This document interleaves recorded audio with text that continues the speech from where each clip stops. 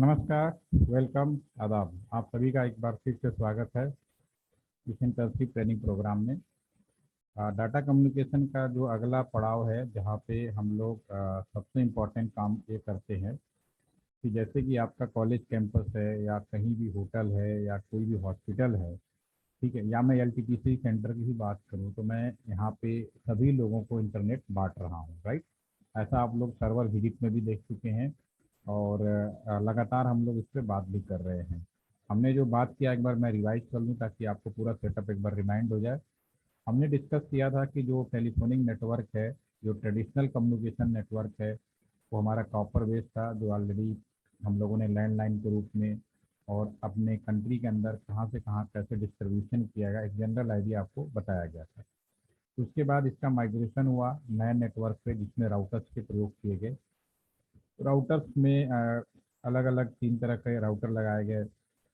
Main router लगाया गया आपका, दूसरा जो राउटर लगाया गया था आपका प्रोवाइडर एज राउटर, और तीसरा कस्टमर एज राउटर।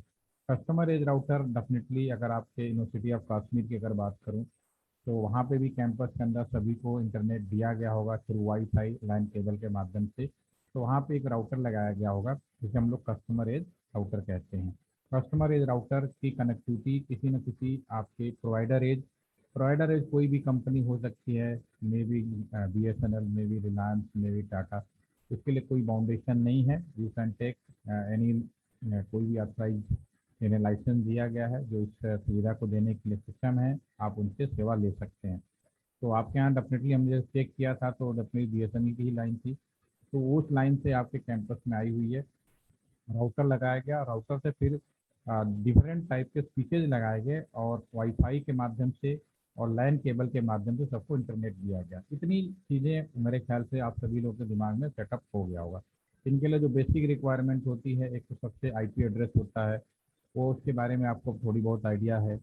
DHCP क्या होता है, ऑटोमेटिक आईपी सभी डिवाइसों को दिया जाए, वो एक प्रोविज़न होता है। बेसिकली ये प्रोविज़न राउटर का होता है, लेकिन राउटर का हम सारा लोग ना दें तो हम लोग इसके लिए सर्वर का यूज़ करते हैं, सर्वर बनाकर। सर्वर के बारे में बात बोला था कि कोई भी कंप्यूटर हम सर्वर बना सकते हैं, आ, लेकिन उसको राउटर से अलग क्यों किया जाता है, क्योंकि राउटर बहुत ही एक कॉस्टली डिवाइस होता है। उसका मेन काम है अपने लोकल नेटवर्क से निकाल कर बाहर की दुनिया में कम्युनिकेट कराना, ठीक है।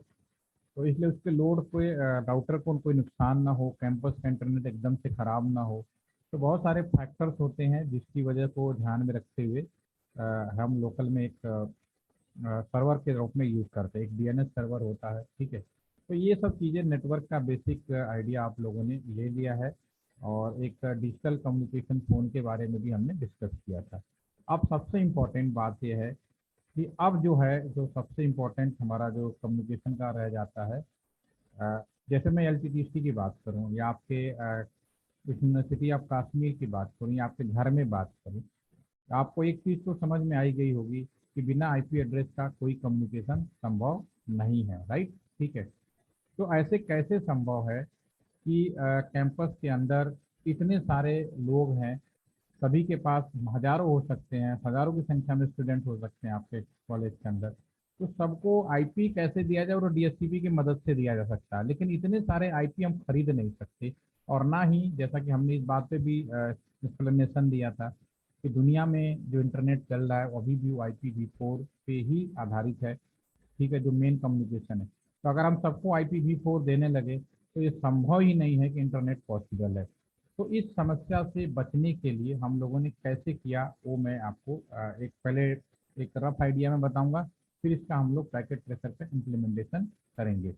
और दूसरी, इसमें कई चीज़ें, इसके करने से कई चीज़ों का फ़ायदा होता है। जैसे कि मैं LTTC की बात करूँ या आपके यूनिवर्सिटी ऑफ कश्मीर की बात करूँ, वहाँ पे अलग अलग डिपार्टमेंट्स होंगे। इलेक्ट्रॉनिक्स डिपार्टमेंट होगा, कंप्यूटर डिपार्टमेंट होगा, मैनेजमेंट होगा, आपके एडमिन डिपार्टमेंट होंगे।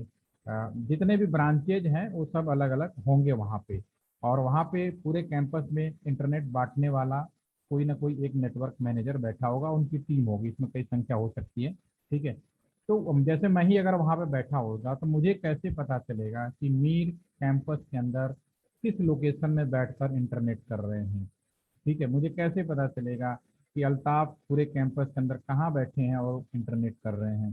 ठीक है, वो कौन सी साइटें देखने की कोशिश कर रहे हैं, क्या कर रहे हैं, क्यूटीज पे मॉनिटरिंग कैसे किया जाए, ठीक है ना, ये सब चीज़ें कैसे संभव है, ठीक है, वह ये बी लैन के अंदर हम लोग इसको समझ पाएंगे।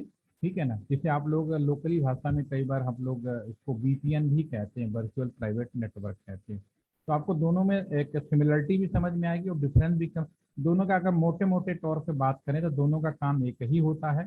ठीक है, लेकिन थोड़ा सा अंतर है, वो अभी आपको भी जब प्रैक्टिकली मैं आपको दिखाऊंगा तो शायद आप जल्दी से समझ पाएंगे। तो मैं उस पोजीशन पे जाऊं, पहले मैं आपको एक छोटी सी बात बताऊंगा, उसके बाद हम लोग आगे बढ़ेंगे ताकि आपको कोई चीज़ कंफ्यूजन ना हो।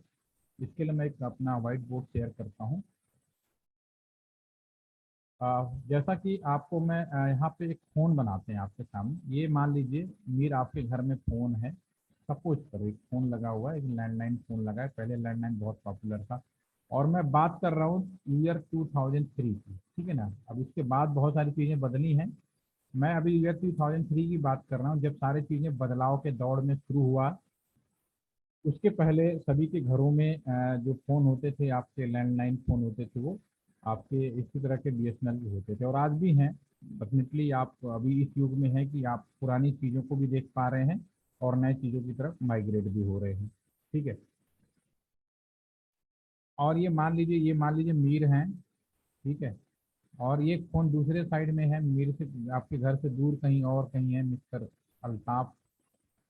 सपोज करो ये मिस्टर अल्ताफ़ हैं। ठीक है, इनके पास भी फ़ोन है, लेकिन ये दोनों फ़ोन आपस में लोकल कनेक्टेड नहीं है। भले एक मान लीजिए जम्मू में है, दूसरा मान लीजिए श्रीनगर में है, तो दोनों अलग अलग जिले होने की वजह से, डिस्ट्रिक्ट होने की वजह से लोकेशन दो, तो लोकल कॉल तो संभव ही नहीं है।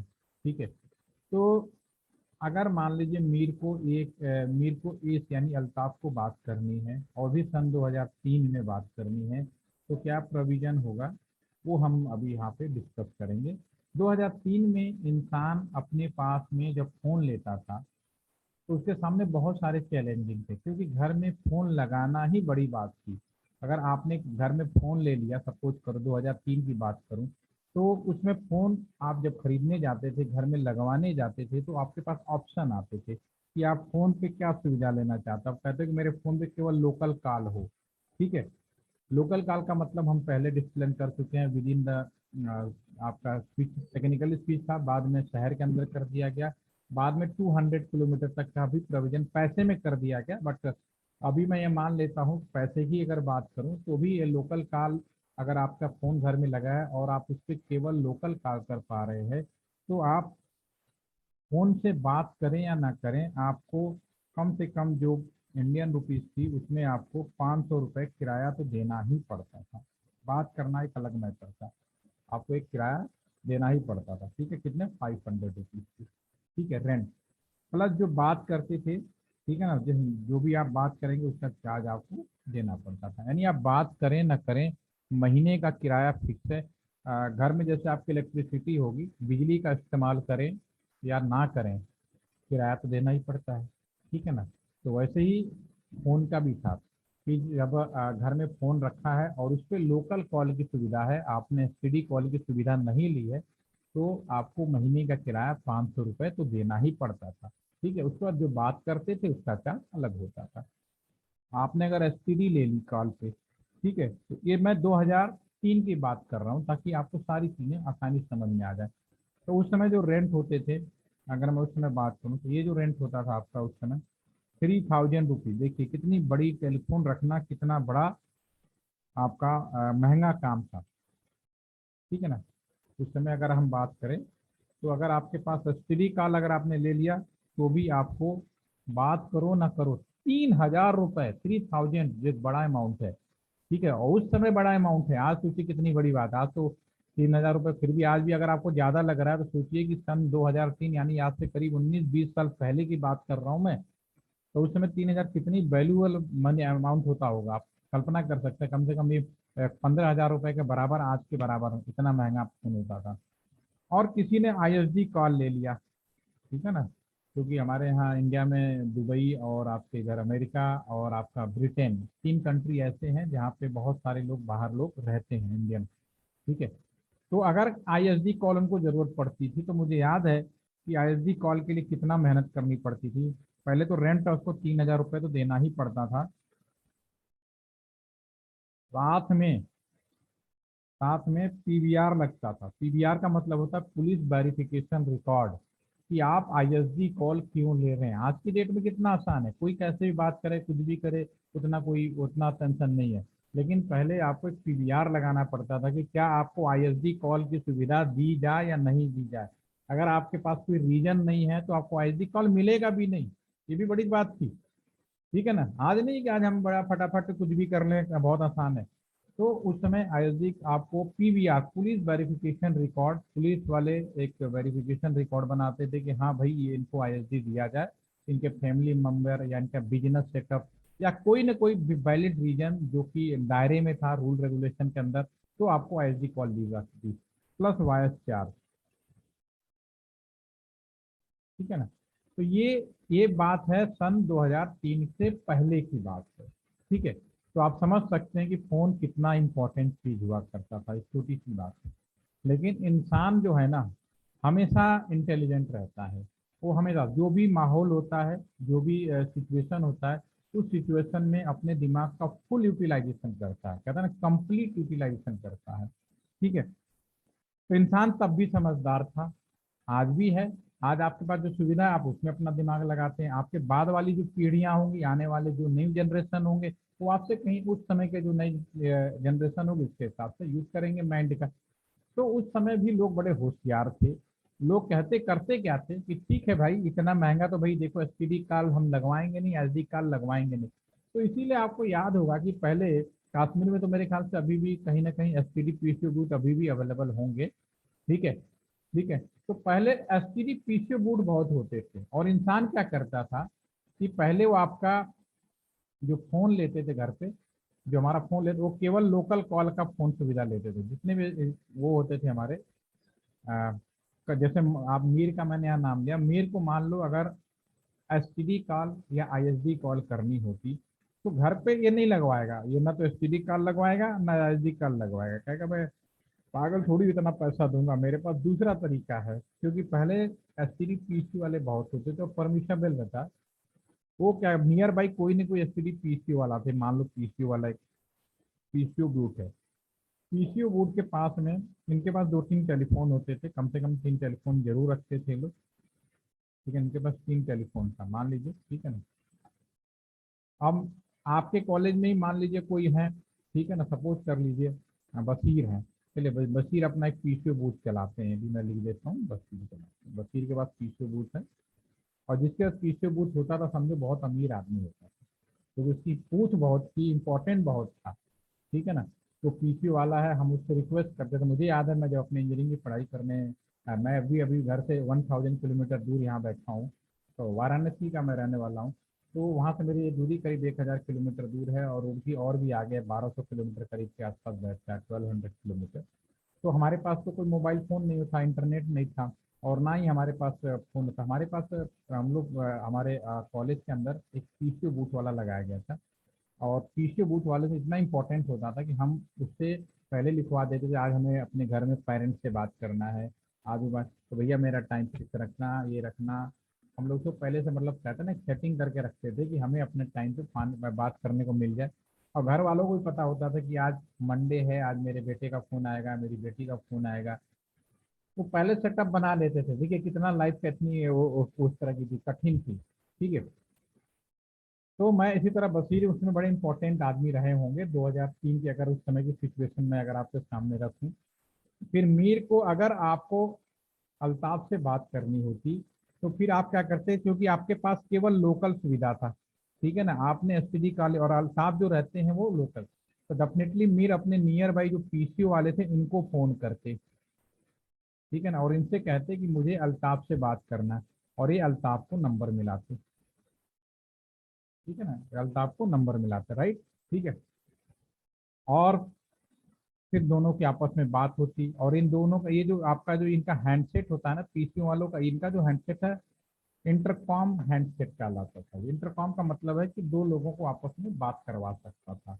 अब कल को मान लो कोई ऐसी बात हो जाए कि मीर को पता चले कि अमीर ने अल्ताफ को फ़ोन किया और अल्ताफ को नहीं मालूम हुई जब मीर या किसने फ़ोन किया, लेकिन वो कहीं इंक्वायरी करना बैठे या सपोज करो मीर ने कुछ गड़बड़ी कर दी या कुछ इस तरह से मिसबिहेव कर दिया, कुछ इस तरह से इंपॉर्टेंट बात की जो अल्ताफ को लगता है कि भाई मुझे पहले पता तो करना चाहिए किस नंबर से फ़ोन आया। सपोज करो कोई मिसकम्युनिकेशन हो गया और अल्ताफ ने कंप्लेन कर दी कि भाई कि मीर नाम का कोई व्यक्ति था जिन्होंने मुझे फ़ोन किया। ठीक है, तो फिर अल्ताफ को पुलिस वाले आते और अल्ताफ से इंक्वायरी करते तो उनको क्या नंबर की जानकारी मिलती, उनको इस पीसीओ वाले नंबर की जानकारी मिलती, मीर के नंबर की जानकारी नहीं मिलती। क्योंकि नंबर किसने डायल किया, बशीर ने डायल किया। तो बशीर तो फिर पुलिस वाला इसके पास आता और कहता भाई कि ये आपके नंबर से डायल किया गया है, ठीक है आप बताएं कौन बात किया है। तो फिर बशीर कहते कि भाई मैं तो पीसीओ वाला हूँ, और जिसमें जितने भी एसटीडी पीसी वाले होते थे वो जितने भी एसटीडी कॉल और आईएसडी कॉल होता था उनका एक लोकल अपना एक रजिस्टर मेंटेन करते थे और उसमें लिखते थे कि ये पर्सन में मिस्टर मीर ने बात किया है, जन्नत ने बात किया है, भगत ने बात किया है, जिस भी बंदे ने श्याम ने बात किया, जो भी है नाम लिखता और नोट कर लेता वो। ठीक है ना। और यहाँ पे जो इंटरकॉम हैंडसेट ये पेमेंट कब करते हैं भाई, क्योंकि मीर बशीर को जानते थे तो कभी विजिट करके वो पेमेंट भी कर सकते थे। ठीक है, तो इस केस में अल्ताफ को सीधा मीर के नंबर की जानकारी नहीं होती। तो ये आपको इस मैकेनिज्म को बोलते हैं dynamic. STD ISD SD call नहीं होने के बावजूद भी मीर ने पीसीओ की मदद से अल्ताफ से बात कर ली, लेकिन अल्ताफ को अगर मीर का एक्चुअल नंबर जानकारी हासिल करनी है कि किस नंबर से फ़ोन किया गया, तो इनके पास जो इंफॉर्मेशन होगी बशीर की होगी। हाँ, बशीर के पास जरूर इंफॉर्मेशन होगी, वो मीर की होगी। समय आज भी बदल गया है, बिल्कुल सेम है, सिर्फ हैंडसेट की जगह कंप्यूटर और मोबाइल फ़ोन हो गया है। ठीक है ना। अब हम जितने भी हम लोग यानी यहाँ पे ये वाला जो फोन है इनके तो नंबर रियल होंगे, लेकिन एक ये नंबर कुछ भी हो सकता है, इसका कोई फर्क नहीं पड़ता इसका क्या नंबर है। तो आज हम लोग जितने भी आईपी एड्रेस यूज करते हैं सभी लोग जो लोकल में उन सबकी डायनेमिक आईपी होती है। आईपी दो तरह का डिवाइड कर सकते हो, एक स्टैटिक आईपी, दूसरा डायनेमिक आईपी। डायनेमिक आईपी वह होता है लोकल लेवल पे, क्योंकि हो सकता है कि मीर अगली बार फिर अल्ताफ से बात करनी हो, अगर नेक्स्ट टाइम अगर आपको बात करनी होगी तो फिर आप क्या करोगे, पीसी वालों को फोन करोगे, लेकिन हो सकता है कि इस बार बशीर ने इस वाले फोन से ना नंबर डायल करके इस वाले फोन से नंबर डायल करें, तो इस बार फिर इसका नंबर बदल गया, कम्युनिकेशन अब भी मीर और अल्ताफ के बीच में हो रहा है लेकिन एक न्यू नंबर से हो रहा है, तो नंबर आपका चेंज हो गया। इसीलिए इस समय ये कंडीशन को बोलते हैं डायनेमिक। तो उसी तरह से हम लोग जो लोकल कॉलेज कैंपस के अंदर या हम लोग अभी भी जो इंटरनेट कर रहे हैं वो सब डायनेमिक है। हमारा आईपी एड्रेस यानी टेलीफोन नंबर है वो फिक्स नहीं है। हम लोग होता क्या है कि ये मेरा अगर आप मोबाइल फ़ोन से कर रहे हो या मैं कंप्यूटर से इंटरनेट कर रहा हूँ, तो मैं यहाँ अगर इंटरनेट कर रहा हूँ तो मेरा कंप्यूटर सबसे पहले हमारे नेटवर्क के अंदर एक ऐसा सर्वर है जो सभी को लोकली आईपी बात कर रहा है, उसके बाद वो इंटरनेट करा रहा है। तो एलटीपीसी के अंदर एलटीपीसी का एक ही आईपी है। अगर मैं यहाँ पे बात करूँ, आप इस पे आ जाइए, अगर मैं इस पे चला जाता हूँ, देखिए अगर मैं यहाँ पे टाइप करूँ, देखो मेरा अगर आईपी आप चेक करोगे ना, पहले मैं यहाँ पे लिखता हूँ व्हाट इज माई आईपी। अगर मैं यहाँ पे लिखूँ, ठीक है, तो ये मेरे एलटीटीसी का रियल है, बाहर की दुनिया में ये मेरा आईपी है, लेकिन वास्तव में मेरे कंप्यूटर का लोकल आईपी क्या आप यहाँ से चेक करेंगे तो आपको मिलेगा। दो तरीके से फाइंड आउट कर सकते हैं, सीएमडी कमांड से भी और यहाँ से भी फाइंड आउट कर सकते हैं। मैं यहाँ पर भी दिखा देता हूँ आपको।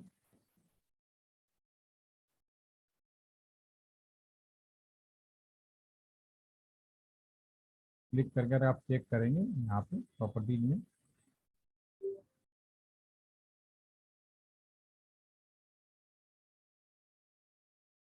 अगर मैं यहाँ पे आईपी चेक करूँ तो मेरा आईपी ये है 10 ये लोकल आईपी। मेरे कंप्यूटर का वास्तव में जो आईपी है 10.10.1.4 है। सीएलटी सेंटर के अंदर मैंने सभी को आईपी 10.10./16 आप समझ सकते हैं /16 वाले सीरीज का बांटा है, लेकिन ये सब लोकल आईपी हैं। बाहर की दुनिया में अगर मेरे किसी भी कंप्यूटर से मोबाइल फोन से चेक करेंगे तो वो कहाँ मिलेगा आपका, वो सारा का सारा जो भी आईपी दिखाया जाएगा वो सारा का सारा आईपी आपको ये दिखाएगा 117.239.12.195, दूसरा 196, दो आईपी है हमारे पास में। तो यही दोनों में से कोई ना कोई आईपी आपको दिखाएगा।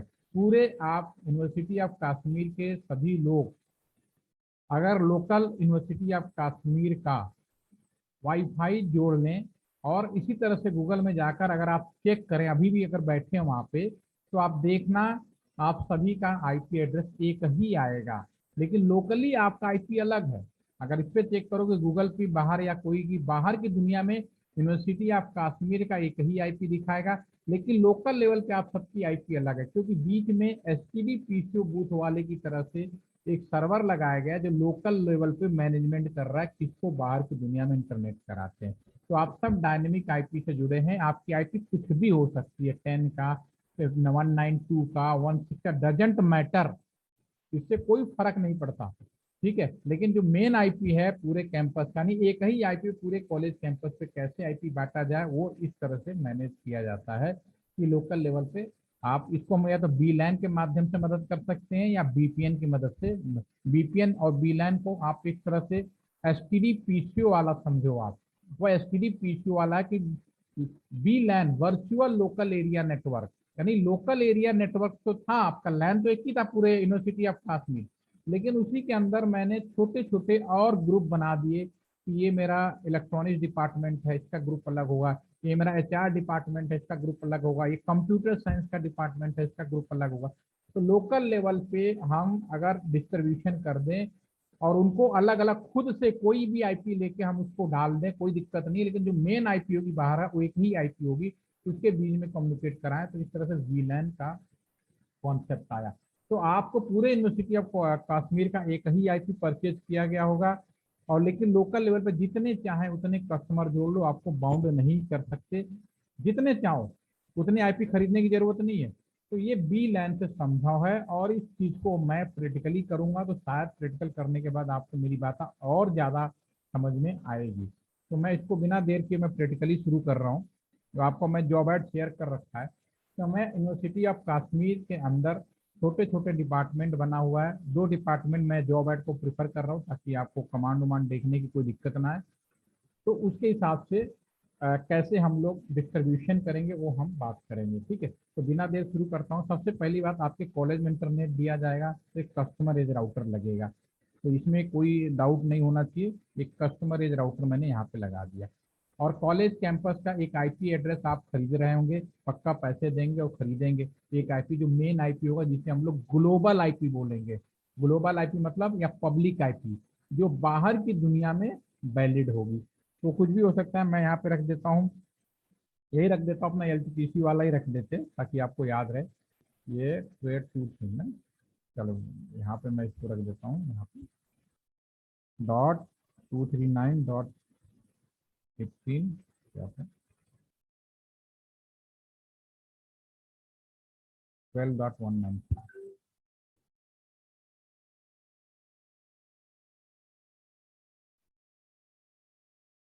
ठीक है, ये मान लेता हूँ स्लैश, चलो यहाँ पे आपको ये आपके लिए इजी है 20, ये ग्लोबल आईपी है जो हम परचेज करेंगे कंपनी की तरफ से। ठीक है, और इस ग्लोबल आईपी के हिसाब से अगर हम बात करें तो केवल 2 की पावर 8 यानी 256 कंप्यूटर, जो कि 256 आईपी भी खरीदना बहुत महंगा, पूरे कश्मीरी आपके क्या कहते हैं श्रीनगर के अंदर ही करीब 200 से ज़्यादा की आईपी होगी ही नहीं, पूरा जो कश्मीर आपका होगा जो श्रीनगर मैक्सिमम मैं बता रहा हूँ, मुश्किल से ज़्यादा सारी कंपनियों का अगर आईपी मिला दोगे तो जो ग्लोबल आईपी होगा ना वो मुश्किल से मुझे लगता है कि शायद 150 भी नहीं होगा, शायद 110 के आसपास, एग्जैक्ट फिगर मुझे मालूम नहीं है।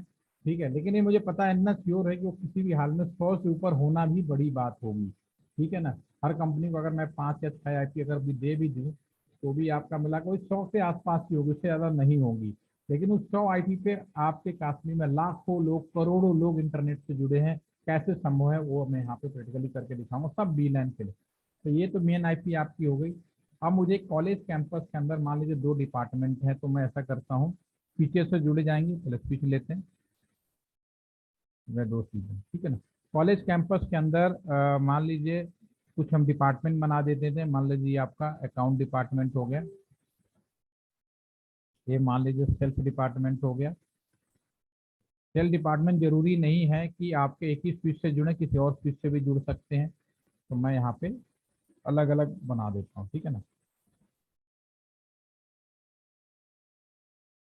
ठीक है, अभी मैं यहाँ पे, अभी तक क्या था, अभी तक मैं ये कह रहा था कि केबल कहीं से कहीं जोड़ दो, लेकिन अब हम केबल आराम से जोड़ेंगे। सबसे पहले मैं यहाँ पे लिखना शुरू करता हूँ। मैं आपके कॉलेज कैंपस के अंदर दो डिपार्टमेंट मान लेता हूँ। मैंने जो जॉब ऐड दिया उसको ध्यान में रखते हुए एक डिपार्टमेंट मान लो अकाउंट का है, ठीक है। और अकाउंट को एक वी लैन मान लेता हूँ। वी लैन का मतलब होता है ये पूरा का पूरा राउटर का एक पोर्ट एक लैन को रिप्रेजेंट करता है। लेकिन अपने लैन के अंदर मैं खुद अपने आप से छोटा छोटा डिपार्टमेंट बना रहा हूँ, अपनी सुविधा के लिए, अपने कंट्रोल के लिए। तो लैन के अंदर मैं अपने लेवल पे, जिसके लिए मुझे बाहर से कोई परमिशन नहीं लेनी, बाहर से किसी से बात नहीं करनी, मैं अपने कैंपस को जैसे चाहूँ वैसे बना सकता हूँ, अपने घर को जैसे चाहूँ रख सकता हूँ, आपको कोई परमिशन की जरूरत नहीं है। तो मैं यहाँ पे दो डिपार्टमेंट बना देता हूँ, मेरे दो डिपार्टमेंट है। एक डिपार्टमेंट और लैन के अंदर लैन बना रहा हूँ, तो वर्चुअल लैन कहलाएगा। वर्चुअल लैन का मतलब लैन मेन था, उसके अंदर आप अपने लेवल पे और भी लैन बना रहे हो छोटे छोटे, इसलिए वी लैन। कहने के लिए कोई लैन नहीं था, लेकिन आप अपने लेवल पे लैन बनाने की कोशिश कर रहे हो, इसलिए वर्चुअल लैन बोल दिया। तो वी लैन कोई ना कोई डिजिट रखी जाती है, आप आपका एग्जाम हो या कहीं भी हो, जैसे मैं डिपार्टमेंट में काम करता हूँ तो मेरा एम्प्लॉयमेंट नंबर होता है। आप परीक्षा दे रहे हैं, स्टूडेंट हैं, तो आपका एनरोलमेंट नंबर होगा, ठीक है। तो बिना नंबर का डिजिट नहीं, तो कोई ना कोई बीलैन अकाउंट का नंबर रखना पड़ेगा। नंबर एक से लेके आप 559 जितना चाहो उतना भी रख सकते हो, कोई बाउंडेशन नहीं हो। एक वैलिड हम नंबर रख देते हैं कि भाई चलो अकाउंट है बीलैन 10 जो है अकाउंट के लिए डिसाइड कर लेते, ये मेरा मानना है। और इस अकाउंट के जितने लोग जुड़ेंगे इनको क्या आईपी मिले, ये आईपी खरीदना नहीं है आपके हिसाब से, तो मैं कुछ भी आईपी डिसाइड कर सकता हूँ। मैंने यहाँ डिसाइड कर लिया 10.0.0./8 कर लेता हूँ, मैंने ये आईपी प्लान कर लिया, ठीक है। साथ में ये जो स्विच है, पहले क्या था कि मैं इसको एक काम करते हैं, अगर मैं इस पे ले जाऊँ अगर माउस स्विच के ऊपर, तो आपके सामने एक पॉपअप खुला होगा, आप देख रहे होंगे। तो इसमें पोर्ट नंबर 1 से लेके 24 तक है, फास्ट इथरनेट 0/1 अप टू 24, ठीक है। सारे पावर पोर्ट बंद अभी दिखा रहे हैं, सब वीलैन 1 के अंदर है। मैं पहले भी बोला था कि स्विच के अंदर बाय डिफॉल्ट कोई वीलैन नहीं होता, क्योंकि एक ही हमने कोई कॉन्फ़िगरेशन नहीं किया है, तो सब एक ही वीलैन के अंदर माने गए हैं, वीलैन 1। तो बीलन 1 कहो या बीलन नहीं होता, मतलब एक है। लेकिन अब मैं यहाँ पे अपने हिसाब से और बना रहा हूँ, तो इस स्विच में 24 पोर्ट हैं। तो मैं अब ये प्लान करूंगा कि पोर्ट नंबर जो 1 है उसको तो मैं यहाँ से यहाँ जोड़ देता हूँ, जोड़ लेते हैं पहले। पोर्ट नंबर जो है आपका यहाँ से यहाँ तक मैं इसको जोड़ देता हूँ, राइट, ठीक। और पोर्ट नंबर 2 को इसमें जो स्विच से जोड़ देता हूँ, दोनों क्रॉस ओवर केवल लगेगा क्योंकि दोनों क्या है 0 to 0, ठीक है ना। कहीं भी जोड़ सकते हो, लेकिन अब मुझे सीक्वेंस तरीके से चलना है। मैंने एक नंबर ये जोड़ दिया, दो नंबर, अब मेरे पास बच गए 3 नंबर से लेके फ्रॉम 3 to 24। तो मैं अब ये प्लान कर सकता हूँ कि 3 नंबर से लेके 10 नंबर तक या 12 नंबर तक में अगर कंप्यूटर या वाईफाई जोड़ा जाए, उससे जो लोग भी जुड़े अकाउंट वाले होंगे। तो 11 से लेके 20 तक जो लोग जुड़े वो सेल्स वाले होंगे। ये मैं प्लान कर सकता हूँ, ये मेरे हाथ के अंदर है। एक स्विच के अंदर भी कर सकते हैं, या एक पूरा स्विच पर्टिकुलर अकाउंट डिपार्टमेंट को डेडिकेटेड कर सकते हो, सेल डिपार्टमेंट को डेडिकेट। ये पूरा का पूरा सोच आपके अपने ऊपर है कि मैं क्या लोकल में प्लानिंग कर रहा हूँ, क्योंकि ये प्लानिंग के लिए आपको बाहर की किसी भी आदमी की जरूरत नहीं है। आप अपने कैंपस के अंदर बैठा हूँ, मुझे क्या करना है, ठीक है, वो मैं उस हिसाब से बना। मैंने क्या प्लानिंग किया, मैं ये प्लानिंग कर रहा हूँ यूनिवर्सिटी ऑफ कश्मीर के अंदर जितने भी, क्योंकि मेरे यहाँ दो डिपार्टमेंट हैं, एक सेल्स और अकाउंट। तो मैं ऐसा करता हूँ हर स्विच के अंदर पोर्ट नंबर 3 से लेकर, यहाँ पे अगर मैं करूँ पोर्ट 3 से लेकर 10 तक अकाउंट में चला जाए, ठीक है। और जितने भी स्विच लगाए, और 11 से लेकर 20 तक सेल्स में चला जाए। एक काम करते हैं, इसको ये वाला जो कंप्यूटर है, इन दोनों कंप्यूटर को मैं सेल्स वाला बना देता हूँ, ठीक है ना। और इसका वीलैन, इसका भी आईडी चेंज करनी पड़ेगी, कुछ ना कुछ लिख लेते हैं, 20 लिख देते हैं, ठीक है। आईपी एड्रेस कुछ भी ले सकते हो, मैं यहाँ 20 से शुरू कर देता हूँ, कोई दिक्कत नहीं। और इसमें जो पोर्ट नंबर है आपका, ये मैं 11 से लेकर 20 तक कर देता हूँ। ठीक है ना, हो गया आपके पास। ये मैंने प्लानिंग कर दिया। अब बच गए 21 से लेकर 24 तक। हम उसको छोड़ देते हैं, कोई प्लान नहीं करते, बाई डिफॉल्ट वो बीलन वन में रह जाएंगे। बीलन वन थे सारे या नहीं थे, एक ही मतलब है। उसमें से मैंने 3 से लेके 10 तक मैंने पोर्ट नंबर अकाउंट के लिए डेडिकेटेड कर दिया कि अब उसमें केबल लगाएंगे तो अकाउंट वाला, अगर कोई अकाउंट वाला आए और कहे कि भाई मुझे इंटरनेट लगाने का केबल अकाउंट में अकाउंट कंपनी हो, मुझे वो दे दो, तो भाई आप 3 नंबर से 10 नंबर के बीच में केबल लगाओगे। ठीक है ना। वाईफाई जो है ना, तो अकाउंट वाले वाईफाई को आप पासवर्ड दोगे उसको, तो ये आपके हाथ में है। अब इसको मैं, ये भी, इसको भी मैं सेल्फ मान लेता हूँ और इसको भी मैं अकाउंट मान लेता हूँ। तो अब मैंने जो प्लानिंग किया है उसके हिसाब से मैं केबल कनेक्ट कर देता हूँ। तो मैं यहाँ केबल लेता हूँ और इसमें इंटरनेट के लिए नीचे वाला पोर्ट जोड़ा जाएगा, और इस वाले में पोर्ट नंबर 3 से शुरू कराएं तो 3 लिख देते हैं, कोई दिक्कत नहीं। और नीचे वाले में से आप इसको जोड़ दीजिए, 10 नंबर तक जोड़ सकते हैं। बीच में चाहो तो एक कंप्यूटर और लगा लो, कोई दिक्कत नहीं है, कोई समस्या नहीं है, एक कंप्यूटर और लगा लो। तो ये भी अकाउंट का अगर मान लें तो बीच में चाहो तो आप ये 3 से 10 के बीच में आप कहीं भी जोड़ सकते हो, कोई 6 नंबर पे जोड़ देते हैं। तो ये आपके हाथ में है कि कहाँ से कहाँ जोड़ना है। ठीक है, तो मेरी बात आप समझ पा रहे होंगे कि मैं जो प्लानिंग करूंगा उतने कंप्यूटर यहाँ पे 10 जोड़ सकते हैं। ठीक है, अब मैं यहाँ पे सेल्स की अगर बात करूँ तो सेल्स नंबर शुरू होगा 11 से, शुरू किया है तो 11 में कर देते हैं। और यहाँ पे 20 नंबर पे करना है तो मैं 20 नंबर में कर देता हूँ। ठीक है, फिर मैं यहाँ पे जाता हूँ, इसमें 3 नंबर यहाँ पे भी, चूंकि दूसरा स्विच है इसमें भी सेम प्लानिंग करनी पड़ेगी। और उसके बाद 10 नंबर पे जाएंगे तो 10 नंबर पे आपकी ये हो जाएगी।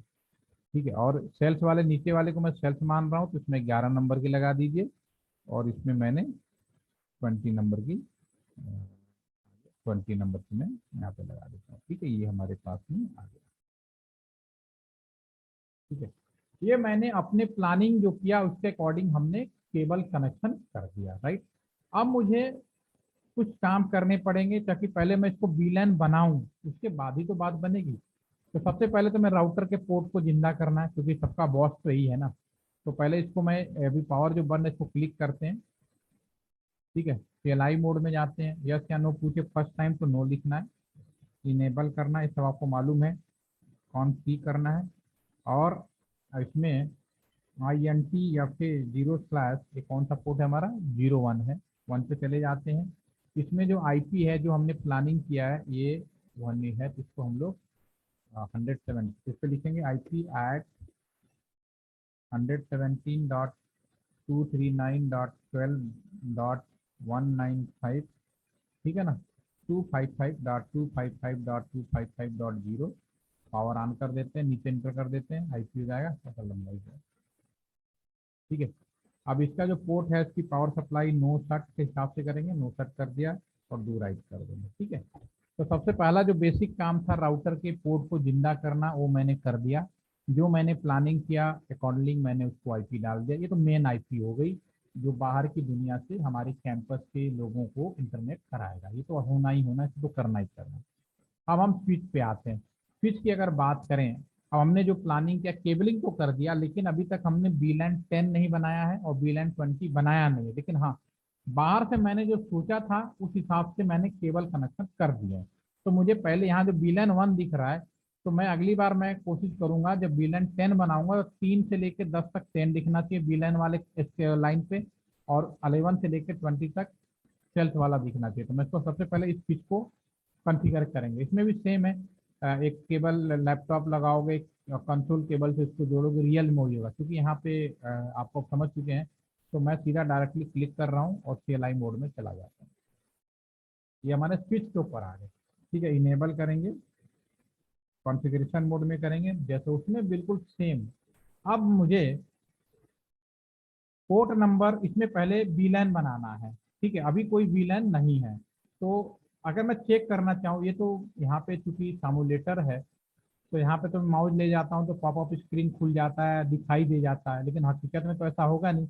हकीकत में अगर आप स्विच में हैं और चेक करना चाहें तो कैसे चेक करते हैं, तो आप ऐसे चेक करेंगे, डू शो VLAN, एक कमांड होती है, डू शो VLAN। स्विच के अंदर VLAN देखते हैं क्या, जैसे मैं एंटर प्रेस करूंगा ठीक है ना। तो जैसे मैं एंटर प्रेस करूंगा तो आप देखना, ये मैंने कॉन्फ़िगरेशन में गया और मैंने ये कमांड फायर किया तो आपके सामने ये पूरा इस तरह से आएगा। ये क्या कह रहा है, ये कह रहा है कि इस वीलैन एक ही है, सही बात है बाय डिफॉल्ट, यानी कि कोई हमारी तरफ से नहीं बनाएगा, जब परचेज किया तो जो बनाएगा वही वाला था। पोर्ट नंबर 1 से लेके 24 तक वही है, और इनके सपोर्टिंग के लिए कुछ वर्चुअल प्रोग्रामिंग होती है, ये बाय डिफॉल्ट होती है, इनको भी पढ़ने की अभी आपको जरूरत नहीं है, पहले आप समझो। मतलब कहते हैं ना, कुछ काम करो तो सपोर्ट वाला होना चाहिए। जैसे आप कॉलेज में पढ़ाई कर रहे हैं तो सिर्फ आपको अकेले पढ़ने से काम नहीं बनेगा, आपको पढ़ाने के लिए कई चीज़ें बनाए गए सपोर्ट में। आपकी क्लासरूम बनाई गई होगी, आपके फैकल्टी मेंबर होंगे, क्लास का आपका कोई ना कोई फैकल्टी हेड होगा, ठीक है, हर स्ट्रीम का। तो सपोर्टिंग, तो ये तो आप समझ लीजिए, ये सारे सपोर्टिंग के लिए हैं। ये बाय डिफॉल्ट जब सॉफ्टवेयर इसके अंदर डाला जाता है तो ये तो रहते ही रहते हैं, तो इसमें आपको ज़्यादा डिस्टर्बेंस करने की जरूरत नहीं है। हाँ, समय के साथ इन सब चीज़ का मतलब भी आप सीख जाएंगे। तो अभी फिलहाल आपको जो मतलब है, इन चीज़ों से मतलब है। अब क्योंकि मैं क्या करने जा रहा हूँ, अब मैं एक करने जा रहा हूँ, बीलन 10 बनाने जा रहा हूँ। अभी क्योंकि यहाँ बीलन 10 कोई नहीं है तो मैं बनाने जा रहा हूँ, तो बनेगा कैसे वो मैं यहाँ पे दिखाता हूँ। यहाँ पे सिंपली बहुत आसान कमांड, हे स्विच तुम्हें बीलन 10 बनाने जा रहा हूँ, एक्सेप्ट करो। तो सिंपली करूंगा वीलैन, लिखूंगा 10, जैसे मैं एंटर मारूंगा वीलैन 10 बन जाएगा ये, ठीक है। जैसे मैं बहुत सिंपल है। और वीलैन 10 किसके लिए, अकाउंट के लिए, जिसका नाम भी रखो नेम अकाउंट। नाम नहीं लिखोगे तो फिर ये गुमनाम हो जाएगा, तो नेम अकाउंट कर देते हैं। डू राइट कर दीजिए और एग्जिट कर दीजिए, कितना आसान है। अगर दोबारा चेक करना चाहें कि क्या वीलैन 10 बना, हाँ या ना, तो सेम कमांड चेक कैसे करते हैं, डू शो वीलैन। अब देखिए वीलैन 10 आ गया, ये नाम भी आ गया, एक्टिव आ गया। लेकिन अभी तक हमने पोर्ट नंबर 3 से लेकर 10 तक यहाँ आना चाहिए, अभी वो हम काम करेंगे। तो पहले मैं 20 बना लेता हूँ। वीलैन 20 बिल्कुल बन गया। नेम सेल, ठीक है ना, डू राइट, एग्जिट कर देते हैं, राइट। दोनों वीलैन बन चुके। अब मुझे पोर्ट नंबर 3 से 10 तक वो वीलैन 10 के लिए हो जाए रिजर्व, पोर्ट नंबर 11 से लेके वीलैन 20 के लिए रिजर्व हो जाए। तो मैं कैसे करूंगा, INT, अगर मैं केवल FA0/3 लिख दूं तो केवल 3 4 5 6 7 एक एक करके मुझे 10 बार कम से कम कमांड फायर करना पड़ेगा। लेकिन मैं एक साथ सभी को एक ही कमांड फायर करना है, तो मैं INT रेंज लिख दूं और FA0/3 से लेके 10 तक।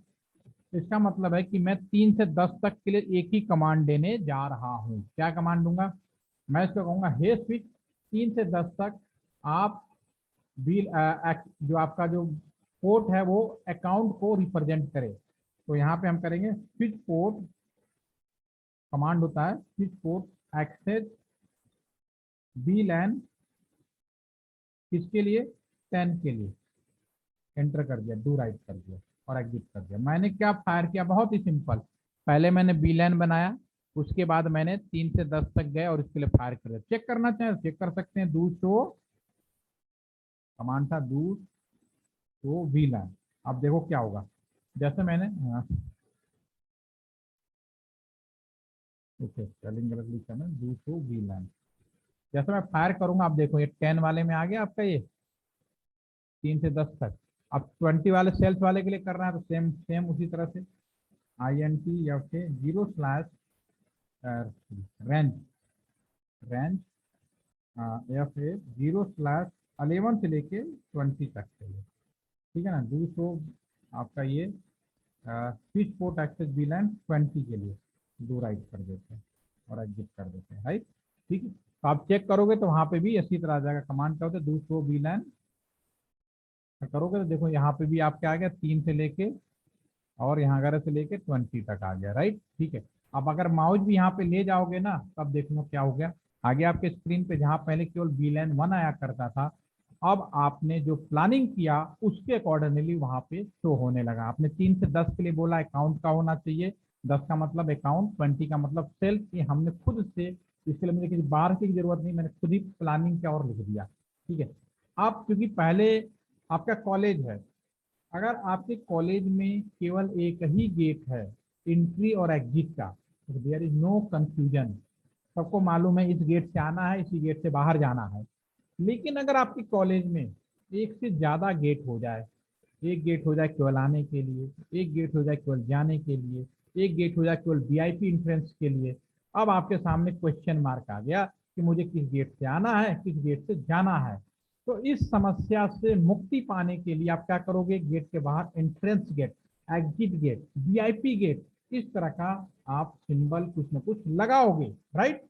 ठीक है, उसी तरह से यहाँ पे जब कोई बी लाइन नहीं था तो सबको मालूम था कि इस गेट से बाहर निकलना, ये जो है ट्रंक, ये जो लाइन है ट्रंक लाइन है। लेकिन अब क्योंकि कई बी लाइन हो गए, वन भी अब बी लाइन काउंटिंग होने लगेगा क्योंकि दो तो हो गए, तो अब मुझे ये बताना पड़ेगा जो 01 है और 02 है वो किसी बी लाइन में नहीं है, वो एक ट्रंक लाइन है जिससे केवल आने जाने की बात की जाएगी। तो यहाँ पे एक काम और करेंगे आप, INT या फिर 0/1, अब इसको बोलोगे कि ये जो पोर्ट है किसी बी लाइन में ना हो, तो इनका मोड चेंज कर दोगे, तुम्हारा इनका मतलब मोड है ना, टेस्ट बदल दो, इस पोर्ट मोड ट्रंक कर दो। ट्रंक का मतलब तुम ट्रंक लाइन हो, आने जाने का काम किया जाएगा, डू राइट। ठीक है, एग्जिट कर देते हैं। फिर मैं INT या फिर 0/2 को भी एक साथ भी मैं कर सकता था, INT रेंज भी करता तो भी हो जाता 1 से 2, लेकिन नहीं है तो मैंने नहीं किया तो 2 बार करना पड़ रहा है। इसको भी कर देते हैं, डू राइट कर देते हैं। अगर आप मैं माउस यहाँ पे ले जाऊं, देखो भी ऑरेंज हो रहा है चल रहा है, तो यहाँ पे माउस ले जाऊं तो आप देखोगे 1 और 2 आप किसी भी बी लाइन में नहीं है, ये सिंपली आने जाने के लिए यूज किया जाएगा, राइट। ठीक है, ये तो हमारा स्पीच का होगा। सेम काम स्पीच का, तो मैं ALT सेंटर के अंदर कॉलेज के, अब आप अपने यूनिवर्सिटी ऑफ कश्मीर के अंदर अगर जितना भी डिस्ट्रीब्यूशन करना चाहेंगे तो आपको सारे स्पीच पे पहले करेंगे और फिर स्पीच को जगह जगह इंस्टॉल करेंगे। तो मैं स्पीच को भी करता हूँ, इस स्पीच में भी करना सेम। अभी भी एक ये वाला स्पीच तो कर चुके हैं आप, इस वाले स्पीच में देखते हैं, इसमें अभी कुछ भी नहीं है, लेकिन दो बाई डिफॉल्ट, क्योंकि यहाँ पे और कोई गेटवे नहीं था, दो अपने आप होगा, लेकिन आपको बनाना पड़ेगा। एक काम करते हैं, क्लिक करते हैं CLI मोड में, इनेबल, इसमें बना देते हैं कौन सी, VLAN 10 बनाओगे, ठीक है ना। नेम इसका रख दोगे अकाउंट, ठीक है ना। दो राइट करोगे, एग्जिट करोगे, मैं रिपीट कर रहा हूँ दूसरी तरफ से, VLAN 20 बनाओगे, नेम रखोगे सेल्फ, ठीक है ना। दो राइट करोगे और एग्जिट करोगे। कितना फास्ट है, एक बार आप समझ गए मैं कर क्या रहा हूँ, उसके बाद काम आसान होता है। फिर INT या फिर 0/1 से लेके रेंज, यहाँ पर मैं रेंज की बात करूंगा, रेंज, ठीक है ना। FA 0/3 से लेके 10 तक के लिए ना, स्पीड पोर्ट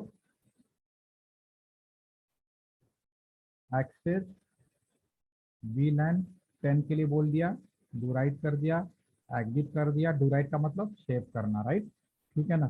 फिर INT रेंज, रेंज हम करेंगे या फिर 0/11 से ना, 11 से लेके 20 तक, इसका जो स्विच पोर्ट मोड VLAN है 20 हो जाएगा, ठीक है ना। डू राइट करेंगे और एग्जिट करेंगे। इसमें भी हम एक और दो को ट्रंक मोड बना देते हैं, तो INT देखो यहाँ मैं रेंज लिख के कर देता हूँ एक ही बार में, 01 से लेके 2 तक, ठीक है ना। स्विच पोर्ट मोड ट्रंक कर देता हूँ, ठीक है ना, दोनों ही मेरे ट्रंक में आ जाएंगे।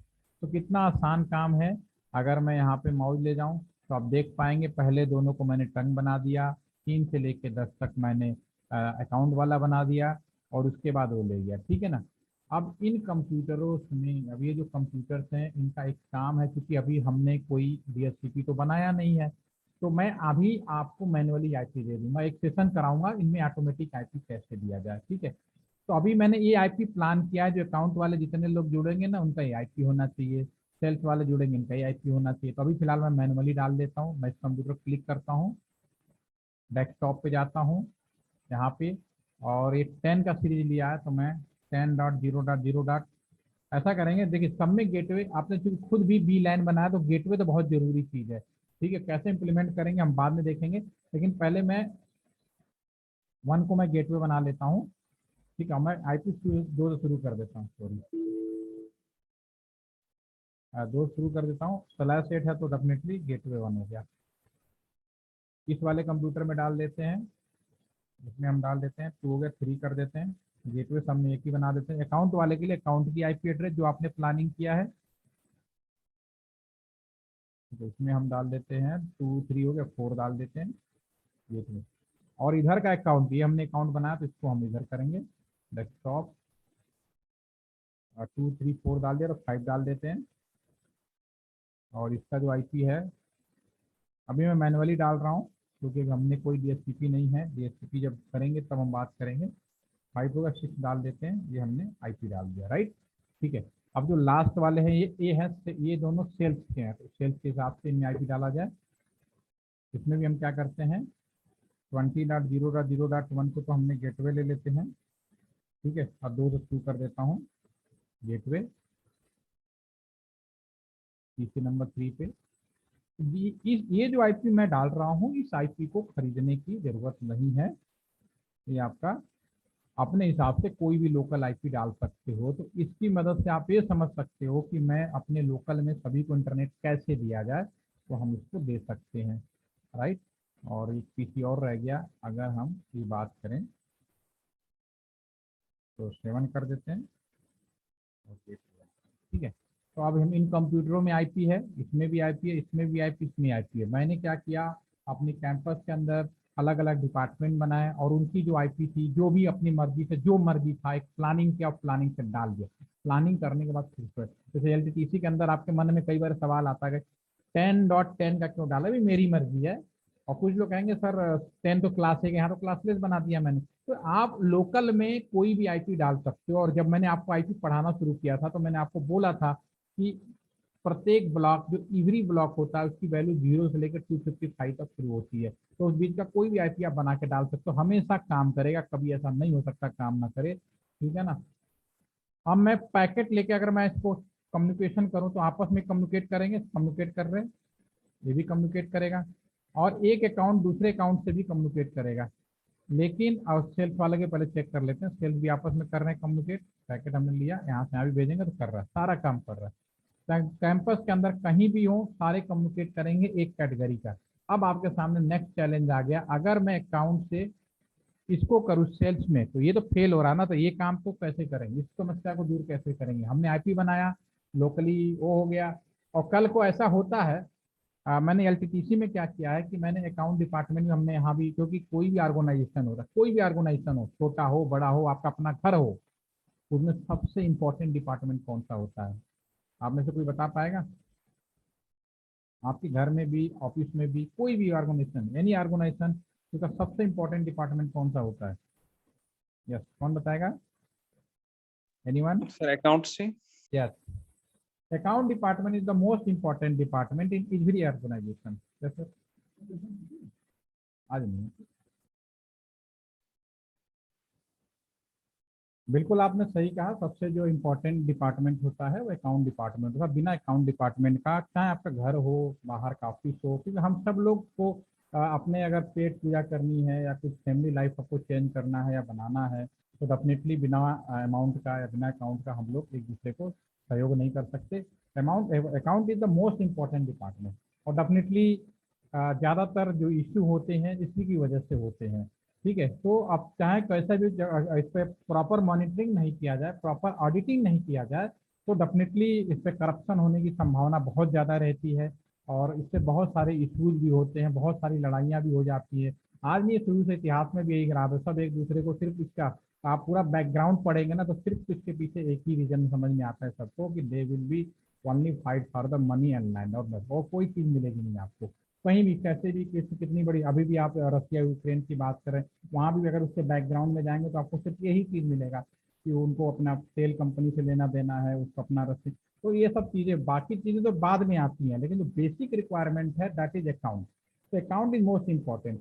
तो मैं अपने एलटीटीसी की बात करूँ या आपके यूनिवर्सिटी ऑफ कश्मीर की बात करूँ, तो बहुत सारे पैसे होंगे किसी को सैलरी देने में, किसी को सामान खरीदने में, किसी इंफ्रास्ट्रक्चर बनाने में, तो इसमें बहुत सारे मनी का इन्वॉल्वमेंट होता है, तो इनकी ऑडिटिंग बहुत इंपॉर्टेंट होती है।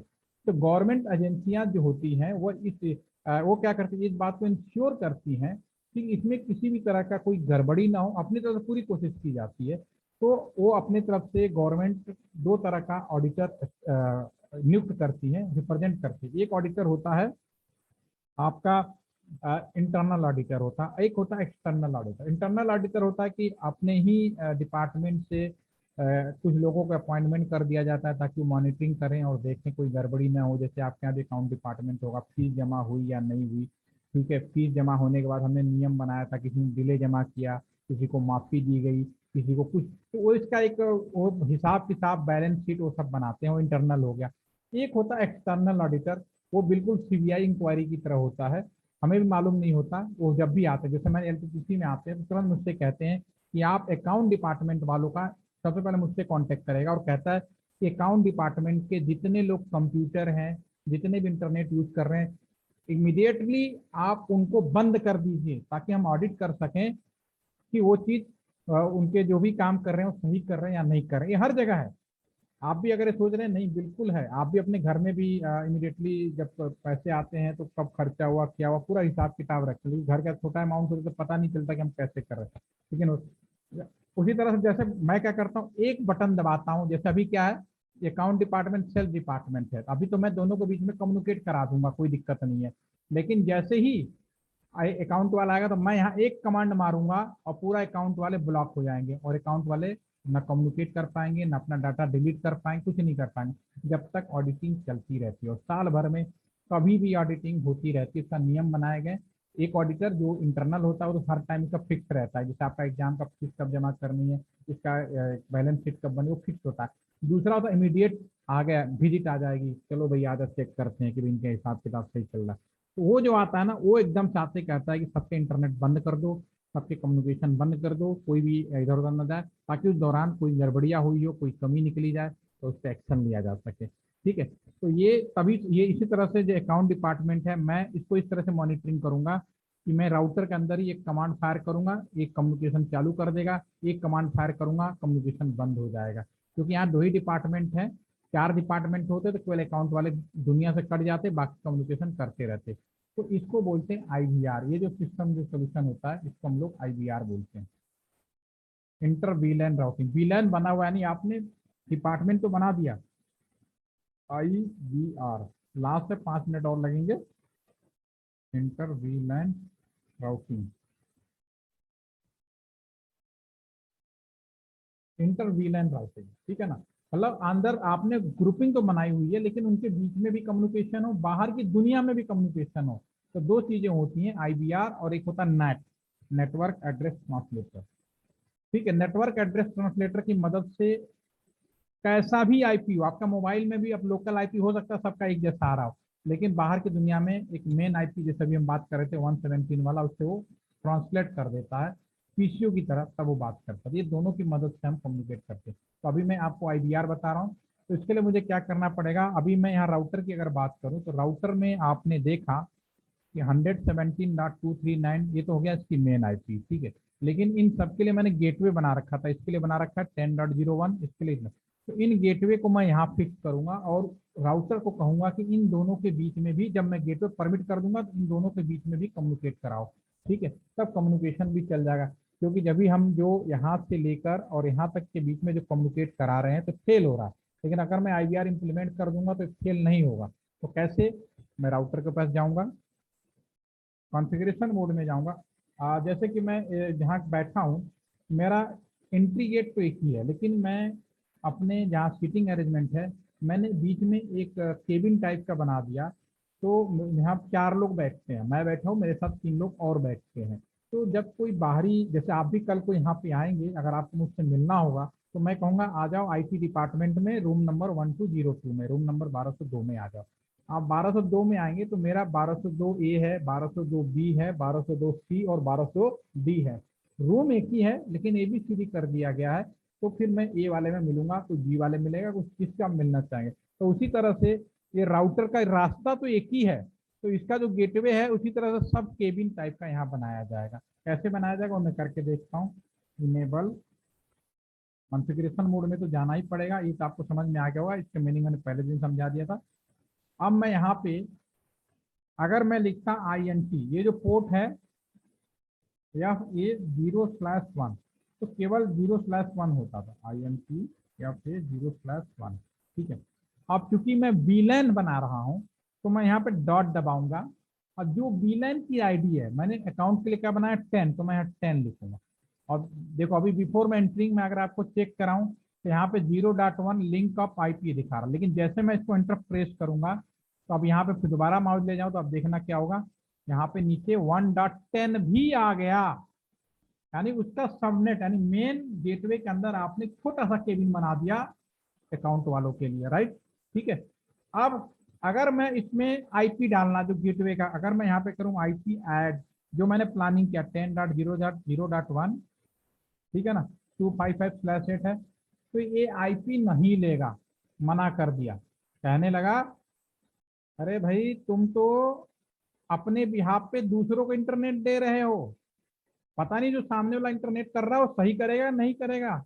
इस बात की पहले तुम्हें कसम खानी पड़ेगी, पहले आपको एक ओथ लेना पड़ेगा, एक सर्टिफिकेट लेना पड़ेगा, तब आप आईपी दे पाएंगे। अभी मैंने डाला तो नहीं लिया, ठीक है। तो पहले मुझे कसम खानी पड़ेगी कि हाँ भाई मैं अपने बिहाफ पे, जैसे एलटीटीसी के मैं अंदर इंटरनेट दे रहा हूँ तो इसकी जिम्मेदारी मेरी है और उन सबकी मैं मॉनिटरिंग करूंगा, उन सबका मैं वो रखूंगा, तभी ये प्रॉक्सी सर्वर बीपीएल बनाए जाते हैं, ठीक है ना। तो वो हम यहाँ पे लिखेंगे, कसम खाएंगे कैसे, इनकैप्सुलेशन कमांड होती है, इनकैप्सुलेशन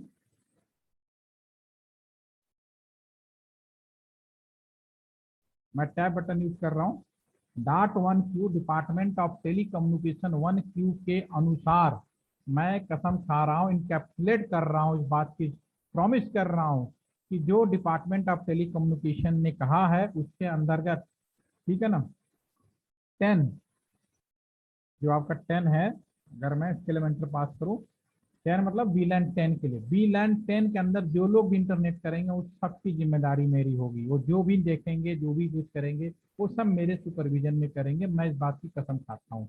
जब आप कसम खा लेंगे तब आईपी देंगे, आईपी ऐड 10.0, तब उसकी जिम्मेदारी खत्म हो गई, कहेगा अब तुम जानो तुम्हारा काम जाने, ठीक है ना, डू राइट। अब देखो कोई मना नहीं किया और आईपी ले लिया, अगर मैं माउस ले जाऊँ तो अब मुझे वो आईपी यहाँ पे मिल गया।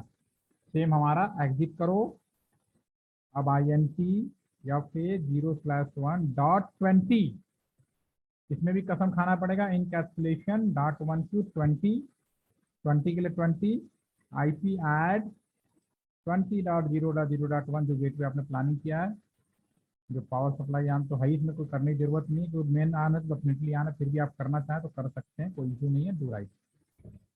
अब मैं यहाँ पे माउस ले जाऊँ तो आप देख पाएंगे दोनों आईपी यहाँ पे आ गया। अब मैं अकाउंट से सेल्स को भी कम्युनिकेट करूं तो दे विल भी कम्युनिकेट, जिससे कम्युनिकेट हो गया, पुराने वाले भी कम्युनिकेट हो जाएंगे, कहीं से भी कुछ भी कराओ, अभी आपका कम्युनिकेशन स्टार्ट हो गया। देखिए सारे आईपी, इनका कुछ भी आईपी हो आपस में they are communicate, they are all communicate, ठीक है ना, थोड़ा टाइम देता है, दे आर कम्युनिकेशन ऑल हो जाता है आपका सारा। तो ये आपका VLAN होता है, मैं इसको सेव कर लेता हूँ, होपफुली कि आप लोग इसे बनाएंगे। और आपको ये बात अब समझ में आ गई होगी कि लोकल में सभी का 192 ही क्यों आता है। एक्चुअली मॉडर्न में जो मेन आईपी होता है अलग होता है, लोकल में जितने भी घर में लगे सबका देखना आईपी 192.168 ही, अगर पुराना अगर यूज कर रहे होंगे तो सबका आपका वही चीज आ रही होती है। आपका कब शुरू हुआ था, 17,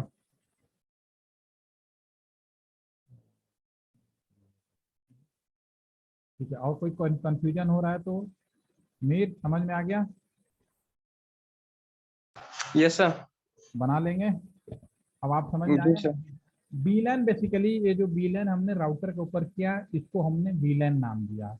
देखो जो बड़ी ऑर्गेनाइजेशन होती है वो राउटर के ऊपर ही करती हैं, ठीक है। लेकिन जैसा कि हमने पहले भी डिस्कस किया था कि राउटर को हम लोग बचाते, इसको हम बेसिकली मेन इंपॉर्टेंट पार्ट के रूप में यूज करते। तो जो काम मैंने यहाँ पे किया, अगर मैं यहीं पे सर्वर बना दूँ, ठीक है, और उस सर्वर का नाम VPN कर दूँ, तो VPN होता है सॉफ्टवेयर की मदद से, समझ में आ गई। ये क्या है, सीधा कमांड की मदद से, जो VLAN है वो कमांड की मदद से किया हमने, और जो VPN है वो सॉफ्टवेयर की मदद से यही काम किया जाता है, आप सबका ग्रुप बना दिया जाता है। और VPN में कई चीज़ें, और क्योंकि सॉफ्टवेयर फील्ड में होता है तो उसमें कई चीज़ें ऐड हो सकती हैं। पहला ऐड हो सकता है आपका AAA सर्वर, ठीक है ना, कि आपको ऑथेंटिक करना है नहीं करना है, क्या करना है, कौन साइट और नहीं खोलना है। दूसरा आपका ये होता है कि आपको इसमें जो स्पीड है वो मैनेजमेंट किया जा सकता है, कि आपको कितने इंटरनेट की स्पीड देना है। तीसरी जो आपकी है, आपका टाइम मैनेजमेंट किया जा सकता है कि कब आपको इंटरनेट नहीं चलाना है, कब क्या करना है वो सारा। चौथी चीज़ आपकी है, इसमें लगातार आप मॉनिटरिंग में रहेंगे ऐसा नहीं है कि आप कोई भी साइट खोल के बैठ जाएं और कोई आपको देख नहीं रहा है, डेफिनेटली मॉनिटरिंग में रहेंगे। ये सारी चीज़ें इसके अंदर VPN के अंदर और फीचर सॉफ्टवेयर की मदद से ऐड कर दी जाती है, ठीक है ना। और हम लोग बड़े खुश होते हैं कई बार कि हम यहाँ इसको पार कर गए और यहाँ चले गए, तो डेफिनेटली हमने यहाँ पर वो चीज़ इम्प्लीमेंट नहीं किए होते हैं, लेकिन ऐसा नहीं है, वो सारी चीज़ें यहाँ भी रिकॉर्डेड हो रही होती हैं, ठीक है। तो अगर आप खुश हो रहे हैं कि मैंने VPN की मदद से हमने ये कर लिया वो कर लिया, होता है लोगों को, और जानबूझ के सॉफ्टवेयर में कमी छोड़ी जाती है ताकि स्टूडेंट या जो भी लर्नर है वो सीखें, लर्न करें, तोड़ना सीखें। तोड़ेंगे तभी तो आगे बढ़ोगे। अगर हम पूरा पैक बना देंगे, बाहर की दुनिया ही नहीं देखोगे, कुछ करोगे ही नहीं, तो फिर कैसे पता चलेगा। मैं अगर गलती ना करूँ तो मैं सीखूंगा कैसे। तो गलतियां तो करनी चाहिए एक लिमिटेशन के अंदर, ताकि हम लर्न कर सकें और सीख सकें, ठीक है ना।